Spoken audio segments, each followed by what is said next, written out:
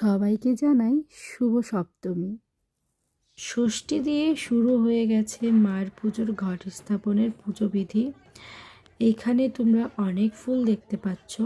Actually এই ফুলগুলো আমরা আগের থেকেই জোগাড় করে রাখি, নাহলে অনেক সময় না ফুল পাওয়া যায় না, যার জন্য আগের থেকে ফুল এখানে রেখে দেয় যাতে পুজোর সময় কোনো অসুবিধা না হয় কারণ বলাই হয়েছিল যে রোম শহরে অনেকগুলো পুজো হয়, তার মধ্যে এটিও ছিল একটি অন্যতম পুজো মণ্ডপ।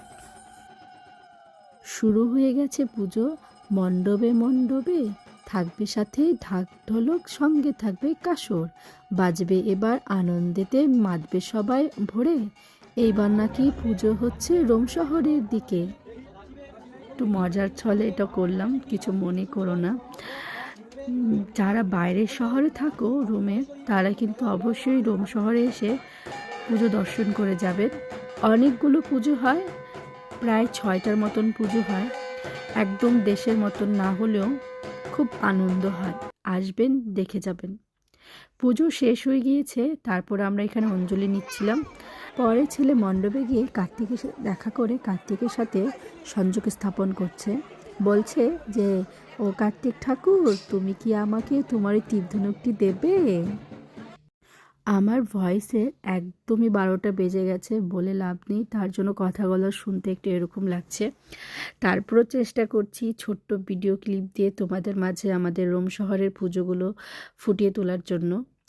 আর এই যে আমাদের এই মণ্ডপটা সাজানো হয়েছে, আর কিছু কাজ বাকি আছে, কাজ করাও হচ্ছে।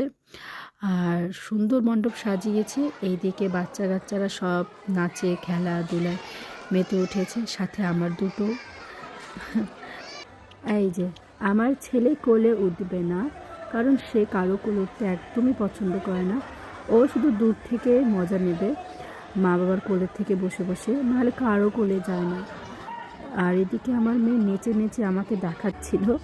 পরে সব কিছু অনুষ্ঠান এদিক দিয়ে হচ্ছে, আর এই দিক দিয়ে হচ্ছিল প্রসাদ বিতরণ। তো প্রসাদে আজকে ছিল খিচুড়ি ভোগ, খুবই ইয়ামি ছিল, টেস্টি ছিল। আমার ছেলের দুষ্টুমি শেষ হবে না, ছেলে এরকমই দুষ্টুমি করতে থাকে। এখন দিন যাচ্ছে, বড় হচ্ছে, আর দুষ্টুমি হচ্ছে। আবার তাহলে দেখা হবে। ভালো থাকবেন, সুস্থ থাকবেন, টাটা।